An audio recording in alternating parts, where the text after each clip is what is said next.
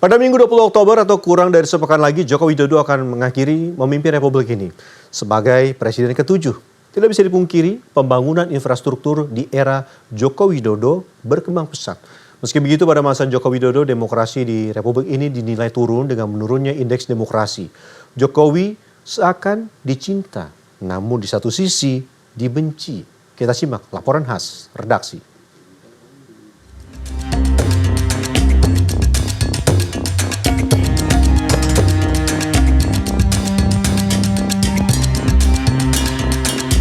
Demi Allah, saya bersumpah akan memenuhi kewajiban Presiden Republik Indonesia.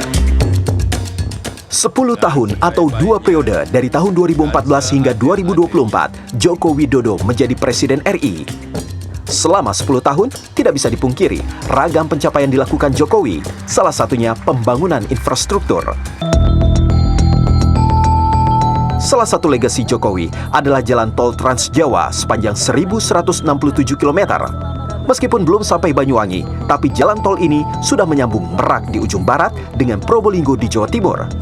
Selain itu, ada juga kehadiran sejumlah ruas jalan tol Trans Sumatera. Yang baru saja diresmikan adalah jalan tol Setabat Tanjung Pura dan tol Tebing Tinggi Serbelawan Sinaksak. Dan dalam 10 tahun terakhir, pemerintahan Presiden Jokowi telah membangun 26 bandara baru dan 25 pelabuhan baru.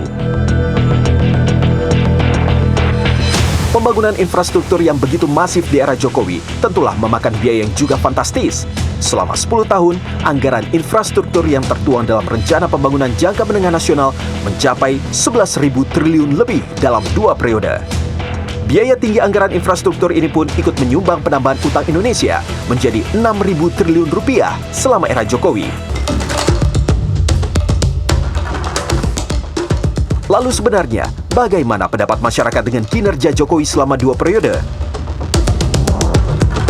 Dari hasil survei, Lembaga Survei Indikator Politik kepada sampel 1.200 warga Indonesia yang dilakukan pada tanggal 22 hingga 29 September, tingkat kepuasan masyarakat terhadap kinerja Jokowi mencapai 75%.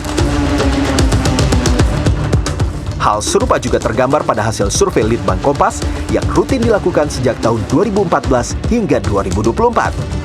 Pada Juni 2024, kepuasan kinerja pemerintahan Presiden Jokowi mencapai 75,6%, sementara citra positif Jokowi mencapai 89,4%. Di satu sisi, mayoritas masyarakat puas dengan kinerja Jokowi sebagai presiden. Namun di sisi lain, ada yang menjadi perhatian masyarakat, yakni soal dinasti politik di era Jokowi. Dalam soal dinasti ini, sejumlah orang yang mendukung Jokowi menilai Jokowi tidaklah seperti Jokowi yang dulu. Jokowi bukan kita. Jokowi berubah, kita tidak. Saya mungkin mulai berhenti untuk bicara keteladanan. Karena itu ilusi.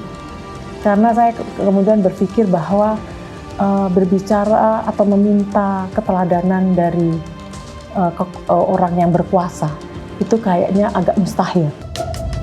Kualitas demokrasi Indonesia disebut turun, seperti tertuang dari hasil riset sejumlah lembaga pemerhati demokrasi internasional.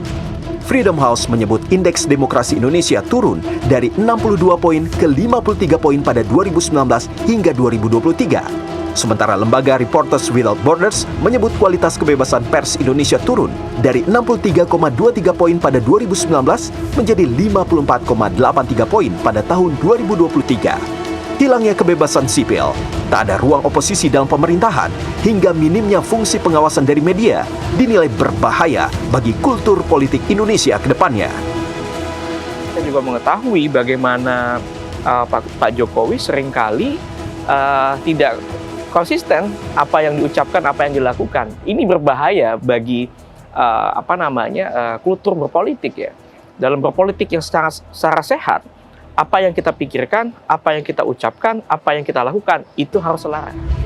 Pada 20 Oktober nanti, Jokowi akan meninggalkan istana, sekaligus meninggalkan sejumlah legasi yang dinilai baik dan buruk oleh masyarakat.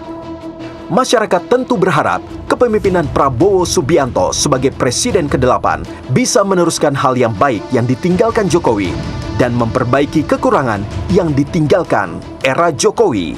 Tim Liputan CNN Indonesia. Merdeka! Merdeka!